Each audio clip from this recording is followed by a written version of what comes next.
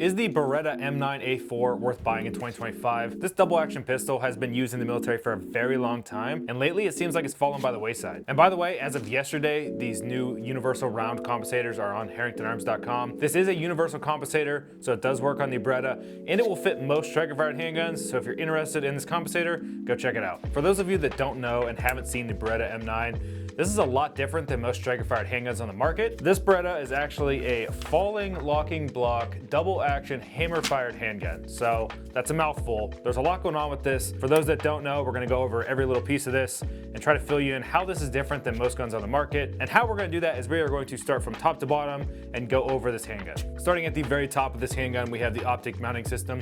This looks very different than most optic mounting systems on striker fired handguns.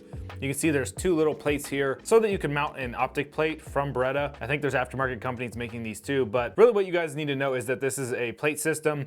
You have to bolt a plate on here. It does not come with your handgun.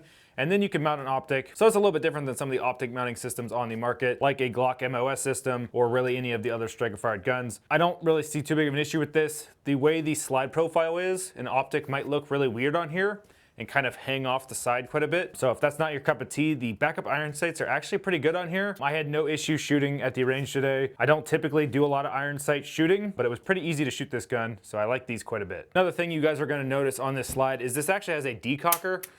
This is not a safety. There are 92 versions that have safeties, but those are single action only. Since this is a double action handgun, they opted to throw this decocker on here. I understand why they threw a decocker on here. I would prefer a single action with a safety. So if you do not like decockers and you want a safety, the 92XI Beretta is a pretty cool looking system. It's got a better looking single action trigger with a safety. Now moving our way down into the slide, most of you probably have seen a Beretta 92. For those of you that haven't seen the slide system on the Beretta, this is gonna look a little bit different to you. You see all of this exposed barrel on the top, which looks way different than a standard striker-fired handgun. And the reason that is because of the system. The falling block system is very unique. The barrel actually shifts backwards until it stops, and then the gun fully cycles. It does not have a tilting action like most guns you guys typically see. This barrel is actually a threaded barrel. That's why we were able to run our universal compensator. I like that most of the Berettas are shipping with the threaded barrel. This is a great suppressor host. We have shot this gun quite a bit with the suppressor on it, and now with a compensator, so it makes it a little bit more universal. It's really nice that you don't have to go buy one aftermarket. Some things to keep in mind with an exposed barrel: press checks. You could easily accidentally burn yourself, and with all of this exposure, you will find that you get your hands really dirty with handling this gun. Back by the chamber area is kind of disgusting, and we just cleaned this not that long ago. Another thing of note is with this exposed slide, if you are in really harsh conditions, muddy or sandy, when this slide reciprocates, it does wrap around the barrel. So if you get a bunch of sand or mud on your barrel, if you drop your gun, you might be prone to malfunctions. I have not seen too much reliability testing with the U92. I am sure that it would fail rather quickly because you have all of this area that could get covered in debris and cause a malfunction. And lastly, on the slide itself are the serrations. They actually do a pretty good job. Like I said, press checks are a little more tricky if the gun is hot. You don't want to burn your hand on the barrel. And towards the back, honestly, the giant decocker here, I can find myself grabbing that instead of actually grabbing the slide with the serrations. But no issues when manipulating this handgun. Now moving our way down into the frame, the actual slide release is pretty nice on this gun. I've only accidentally held the slide open once when shooting. Other than that, I've never held the slide down and not got slide lock with this gun. So that tells me it's doing its job. I've never pushed a reload because of the slide lock, slide release. So I would say this seems to be about the appropriate size and definitely makes it very intuitive when shooting. So now for my least favorite part of the M9, and that is going to be the trigger.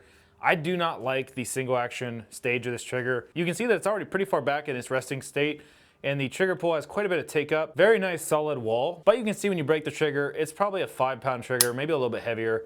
It's not a very light single action trigger pull, and it's so far back. The length of pull is probably shorter than most other guns that I've shot, which makes it really hard to shoot this gun fast, and it makes it really uncomfortable for my shooting finger. I feel like I don't have very large hands, and when I pull this trigger, my finger wants to either pull the trigger incorrectly and try to use the tip of my finger, and then when I try to use the proper trigger placement on my finger right in the middle of the pad, my finger sticks out so far away from my hand that it feels uncomfortable to pull this trigger, and then when it breaks, my knuckle kind of wants to pop in and out. So it feels incredibly weird shooting this gun. I can't shoot it very fast. I'm not used to the trigger pull. I've shot many other single action handguns, and I'm not a fan of those triggers either, but this one kind of seems to be the worst of all the other handguns I've tried. Now that's not saying that the trigger is bad, because the brake is pretty nice, the reset is pretty nice.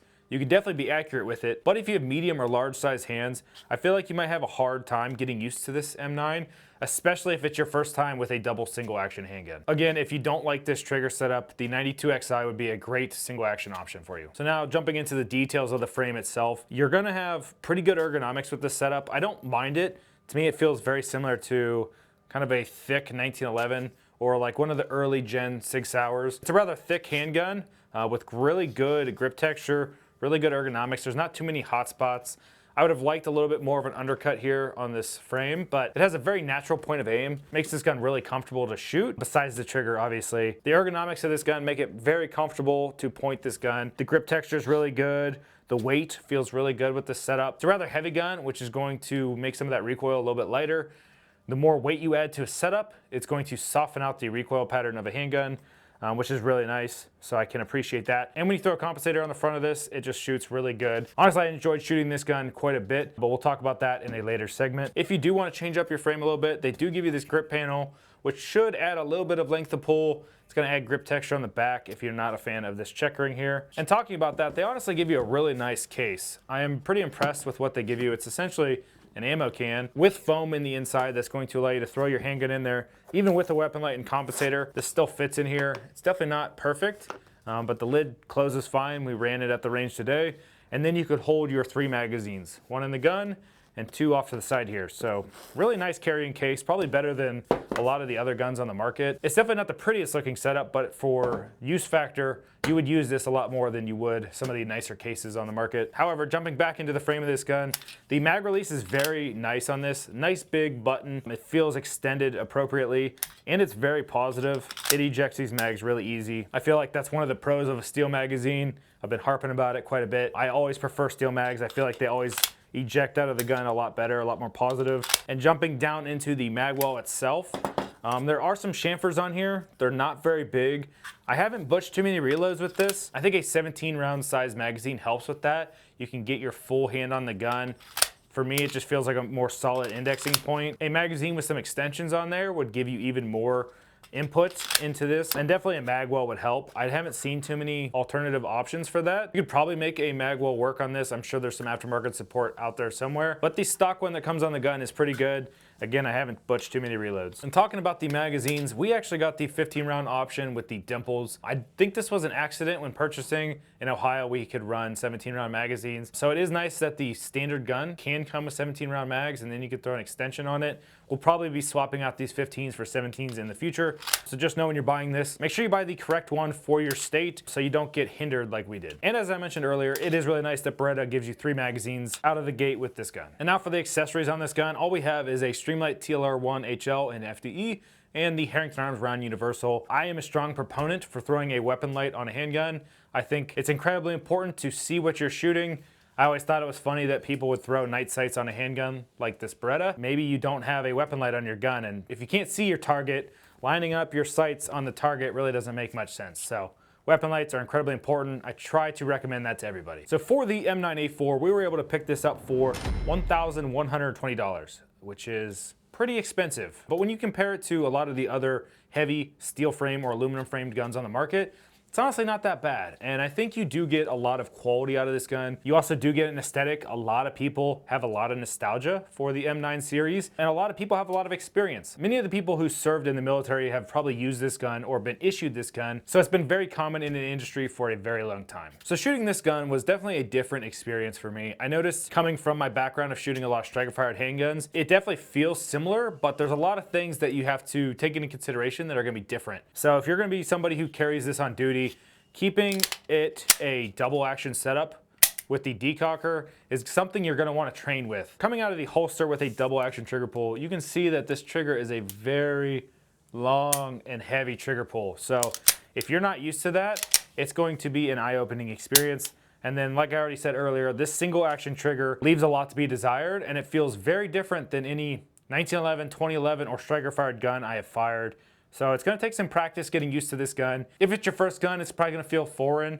If you're an experienced shooter, it's probably going to feel foreign as well. So it's kind of a weird spot to be. But while shooting this, I found that I started to like this gun quite a bit more. The more I shot it, I started getting more comfortable. The recoil pattern was very soft on this.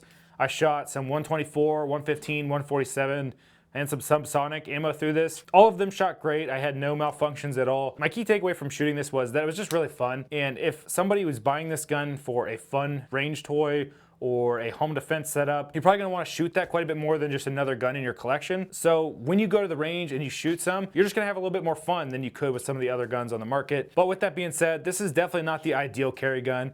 It is very heavy. It's a rather long setup, so it wouldn't be good for appendix carry. It'd be very uncomfortable. But that's not saying that you couldn't OWB carry this in the winter, or if you're working around your house and you wanted an outside the waistband open carry setup.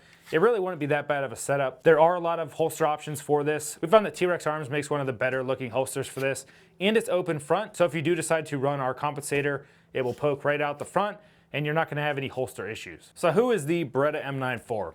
For me, I think it falls into kind of three groups of people, one of which is somebody who wants a US made duty gun. You know, this gun has been in the military for a very long time. It's very proven, so it would be a great duty setup. Next could be somebody who just likes the aesthetic.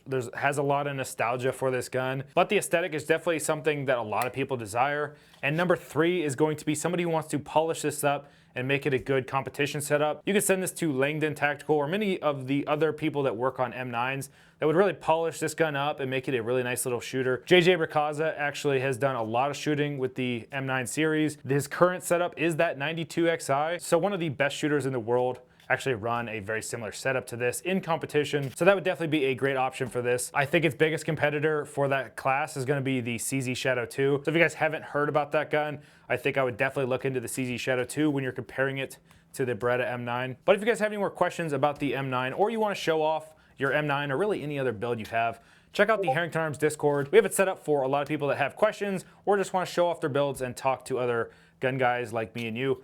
Otherwise, if you guys like this video, we'd appreciate a like and subscribe. We'll see you next time.